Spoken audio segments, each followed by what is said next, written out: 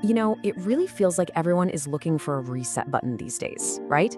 We all kind of want to go back to a simpler time when things felt, I don't know, more predictable, less chaotic. But here's the thing, that so-called normal life, it comes with a cost, and it's one you can't see on any price tag. It's an invisible price, and it's been getting bigger and bigger over time. So that's really the big question we're going to dig into. What if that safe, predictable life that you're working so hard to build is quietly taking something incredibly valuable from you? Let's peel back the layers and see what that cost really is. And this is what we're talking about, the invisible price. It's basically all the stuff you give up without even thinking about it. Things like flexibility, your potential for massive growth, and just the sheer number of options you have for your future. And you're trading all of that for the comfort of knowing what next week, next month, and next year are probably going to look like.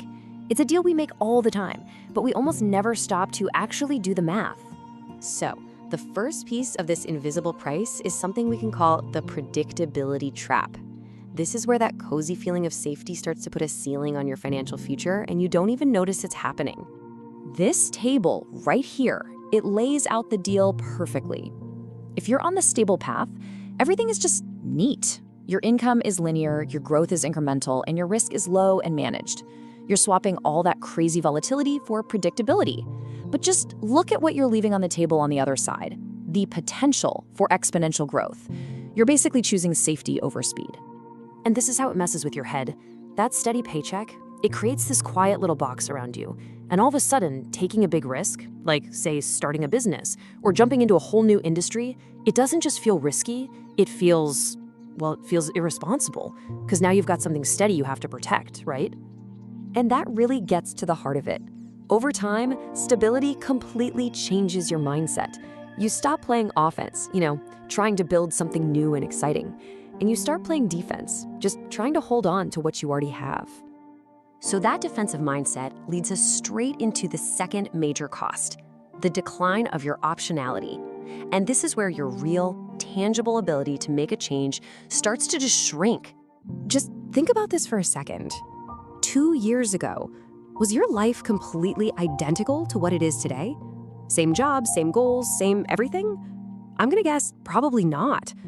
Life changes a lot, and we need to be able to change with it. And that ability to change, that's what we mean by optionality. It's the power to pivot, to move to a new city, grab a different job, start that company you've been dreaming about without your whole life just falling apart. It's not just freedom, it's freedom with the money in the bank to actually use it. But see, a stable life piles on all these commitments that create this weight. Each one seems totally logical on its own. The mortgage, the car loan, even the Netflix subscription, but when you put them all together, they become this massive anchor holding you in place, all based on the fragile assumption that next year's gonna look exactly like this one. This really sums up the mental shift, doesn't it? The weight of all those commitments changes how you look at every opportunity. You start focusing on the downside, on protecting everything you've built. You're always worried about what could go wrong instead of getting excited about what could go incredibly right. Which brings us to cost number 3, and this one might be the trickiest of them all, the lifestyle lock-in. This is where the rewards you've earned for all your hard work start to build these invisible walls all around you. We all do this. We build what you could call the machine. As our income goes up, our lifestyle goes up with it. We get a nicer apartment, a better car, more subscriptions, you name it. And every single upgrade feels earned, right? It feels like progress. But with each one, the machine gets bigger, and it gets a whole lot more expensive to keep it running. So let's throw a number on it. Let's just say this is your monthly burn rate, the absolute baseline cost just to keep your life going. When your expenses hit this level, man, there is not a lot of room for error, is there? The pressure is on constantly. And that's the real consequence of a high burn rate. It completely destroys your tolerance for uncertainty. Any dip in income feels like a total catastrophe. You can't take a lower paying job that might have a huge upside down the road. You can't take 6 months off to try out an idea. That comfortable life you've worked so hard for becomes way too expensive to ever disrupt. And all of this leads to one final, really deep shift in your identity.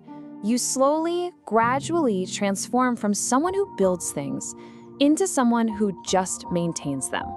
Just look at this comparison. The builder, they seek out growth. They embrace the uncertainty that comes with it.